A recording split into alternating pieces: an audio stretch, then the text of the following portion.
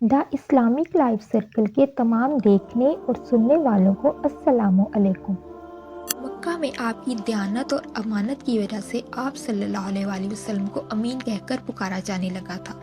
آپ کا یہ لقب بہت مشہور ہو گیا تھا۔ لوگ آپ کو امین کے علاوہ اور کسی نام سے نہیں پکارتے تھے۔ انہی دنوں حضرت ابو طالب سے نے کہا، اے بھتیجے، میں ایک بہت غریب آدمی ہوں اور قحط سالی کی وجہ سے اور زیادہ سخت حالات کا سامنا ہے۔ کافی عرصہ سے خشک سالی کا دور چل رہا ہے۔ کوئی ایسا ذریعہ نہیں کہ اپنا کام چلا سکے اور نہ ہماری کوئی تجارت ہے۔ ایک تجارتی قافلہ شام جانے والا ہے، اس میں قریش کے لوگ شامل ہیں۔ قریش کی ایک خاتون خدیجہ بنت خویلد شام کی طرف اپنا تجارتی سامان بھیجا کرتی ہیں۔ جو شخص ان کا مال لے کر جاتا ہے وہ اپنی اجرت ان سے طے کر لیتا ہے۔ اب اگر تم ان کے پاس جاؤ اور ان کا مال لے جانے کی پیشکش کرو تو وہ ضرور اپنا مال تمہیں دے دیں گی، کیونکہ تمہاری امانت داری کی شہرت ان تک پہنچ چکی ہے۔ اگرچہ میں اس بات کو پسند نہیں کرتا کہ تم شام کے سفر پر جاؤ، یہودی تمہارے دشمن ہیں، لیکن حالات کی وجہ سے میں مجبور ہوں، اس کے علاوہ کوئی چارہ بھی تو نہیں۔ یہاں تک کہہ کر حضرت ابو طالب خاموش ہو گئے۔ تب آپ صلی اللہ علیہ وآلہ وسلم نے فرمایا، ممکن ہے وہ خاتون خود میرے پاس کسی کو بھیجیں۔ یہ بات آپ صلی اللہ علیہ وآلہ وسلم نے اس لیے کہی تھی کہ سیدہ خدیجہ رضی اللہ تعالیٰ عنہ کو ایک با اعتماد آدمی کی ضرورت تھی، اور اس وقت مکہ میں آپ سے زیادہ شریف، پاک باز، امانتدار، سمجھدار اور قابل اعتماد آدمی کوئی نہیں تھا۔ حضرت ابو طالب اس وقت بہت پریشان تھے۔ آپ کی یہ بات سن کر انہوں نے کہا، اگر تم نہ گئے تو مجھے ڈر ہے وہ کسی اور سے معاملہ طے کر لیں گی۔ یہ کہہ کر حضرت ابو طالب اٹھ گئے۔ ادھر آپ صلی اللہ علیہ وسلم کو یقین سا تھا کہ سیدہ خدیجہ خود ان کی طرف کسی کو بھیجیں گی، اور ہوا بھی یہی۔ سیدہ خدیجہ ایک مالدار اور نہایت شریف خاتون تھی۔ ان کا تعلق قبیلہ بنو اسد سے تھا۔ آپ کے والد خویل بن اسد عرب کے امیر ترین لوگوں میں سے تھے۔ جب جنگ فجار شروع ہوئی تو خویل نے بھی اپنی اس جنگ میں حصہ لیا اور وہ اس جنگ میں مارے گئے۔ لہٰذا باپ کے مرنے کے بعد سیدہ خدیجہ نے سارا کاروبار خود سنبھالنا شروع کر دیا۔ سیدہ خدیجہ نے اللہ کے رسول صلی اللہ علیہ وسلم کو بلا بھیجا، پھر آپ سے کہا، میں نے آپ کی سچائی، امانتداری اور نیک اخلاق کے بارے میں سنا ہے، اور اسی وجہ سے میں نے آپ کو بلوایا ہے۔ جو معاوضہ آپ کی قوم کے دوسرے آدمیوں کو دیتی ہوں، آپ کو ان سے 2 گنا دوں گی۔ آپ نے ان کی بات منظور فرما لی۔ پھر آپ اپنے چچا حضرت ابو طالب سے ملے، انہیں یہ بات بتائی۔ حضرت ابو طالب بات سن کر بولے، یہ روزی تمہارے لیے اللہ نے پیدا فرمائی ہے۔ اس کے بعد آپ صلی اللہ علیہ وسلم سیدہ خدیجہ کا سامان تجارت لے کر شام کی طرف روانہ ہوئے۔ سیدہ خدیجہ کے غلام میسرہ آپ صلی اللہ علیہ وسلم کے ساتھ تھے۔ روانگی کے وقت حضرت خدیجہ نے میسرہ سے کہا، کسی معاملے میں ان کی نافرمانی نہ کرنا، جو یہ کہیں وہی کرنا، ان کی رائے سے اختلاف نہ کرنا۔ آپ صلی اللہ علیہ وسلم کے سب چچاؤں نے قافلے والوں سے آپ کی خبر گیری رکھنے کی درخواست کی۔ اس کی وجہ یہ بھی تھی کہ ذمہ داری کے لحاظ سے یہ آپ صلی اللہ علیہ وسلم کا پہلا تجارتی سفر تھا۔ گویا آپ صلی اللہ علیہ وسلم اس کام میں بالکل نئے تھے۔ ادھر آپ صلی اللہ علیہ وسلم روانہ ہوئے، ادھر آپ کا معجزہ شروع ہو گیا۔ ایک بدلی نے آپ صلی اللہ علیہ وسلم کے اوپر سایہ کر لیا اور آپ کے ساتھ ساتھ چلنے لگی۔ جب آپ صلی اللہ علیہ وسلم شام پہنچے تو بصرہ کے شہر کے بازار میں ایک درخت کے سائے میں اترے۔ یہ درخت ایک عیسائی راہب نستورہ کی خانقاہ کے سامنے تھا۔ اس راہب نے میسرہ کو دیکھا تو خانقاہ سے نکل آئے۔ اس وقت اس نے آپ صلی اللہ علیہ وسلم کو دیکھا کہ آپ درخت کے نیچے ٹھہرے ہوئے تھے۔ اس نے میسرہ سے پوچھا، یہ شخص کون ہے جو اس درخت کے نیچے موجود ہے؟ میسرہ نے کہا، یہ ایک قریشی شخص ہے، حرم والوں میں سے ہیں۔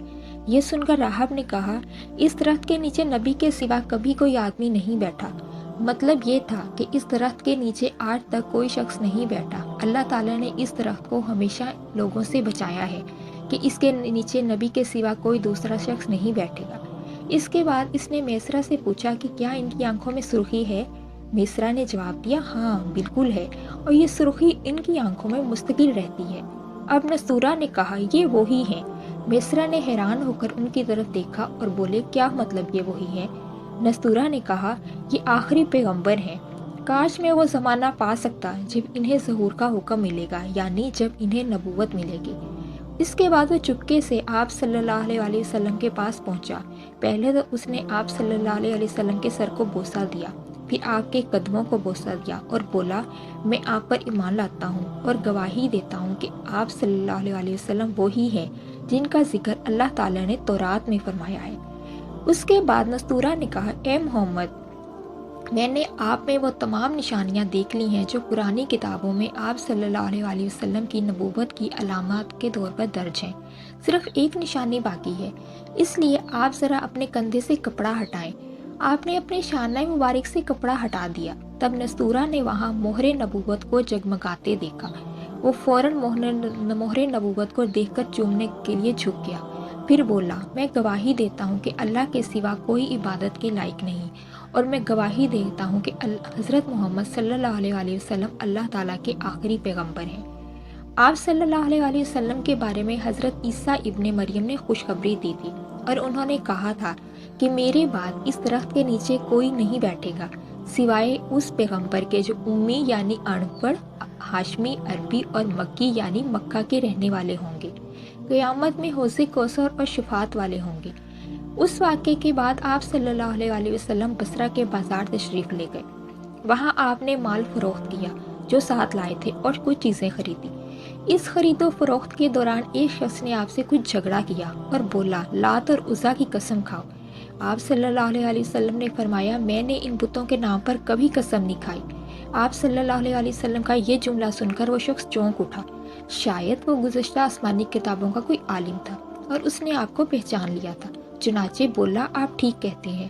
اس کے بعد اس نے میسرہ سے علیحدگی میں ملاقات کی۔ کہنے لگا، میسرہ، یہ نبی ہیں، قسم ہے اس ذات کی جس کے ہاتھ میں میری جان ہے، یہ وہی ہیں جن کا ذکر ہمارے راہب اپنی کتابوں میں پاتے ہیں۔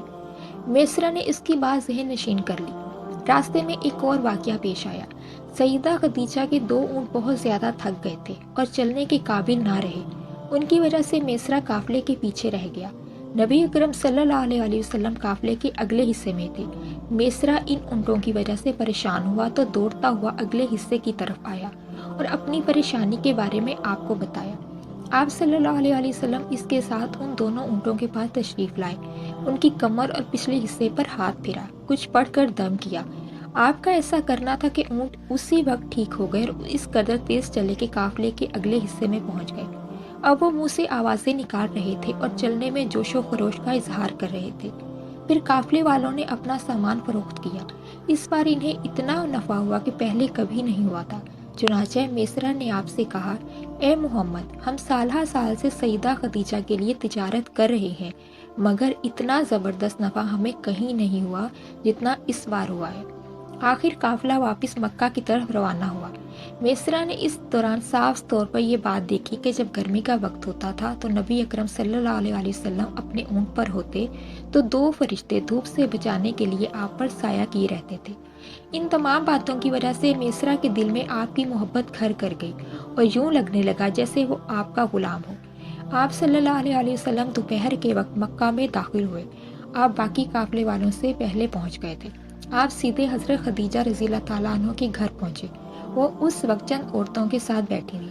انہوں نے دور سے آپ کو دیکھ لیا۔ آپ اونٹ پر سوار تھے اور 2 فرشتے آپ پر سایہ کیے ہوئے تھے۔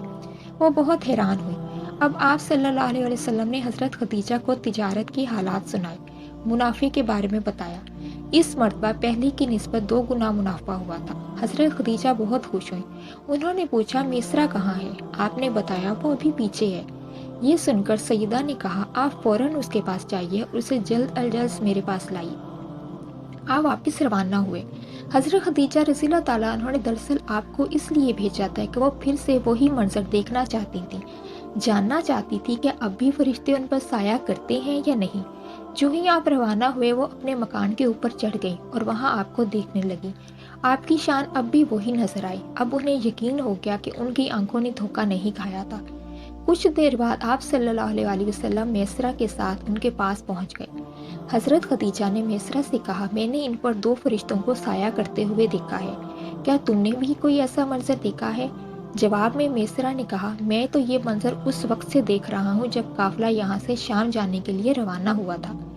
اس کے بعد میسرہ نے نستورہ سے ملاقات کا حال سنایا۔ دوسرے آدمی نے جو کہا تھا وہ بھی بتایا۔ اور جس نے لات روزہ کی قسم کھانے کے لیے کہا تھا، پھر اونٹوں والا واقعہ بتایا۔ یہ تمام باتیں سننے کے بعد سیدہ خدیجہ نے آپ کو طے شدہ اجرت سے دگنا دی، جبکہ طے شدہ اجرت پہلے ہی دوسرے لوگوں کی نسبت 2 گنا تھی۔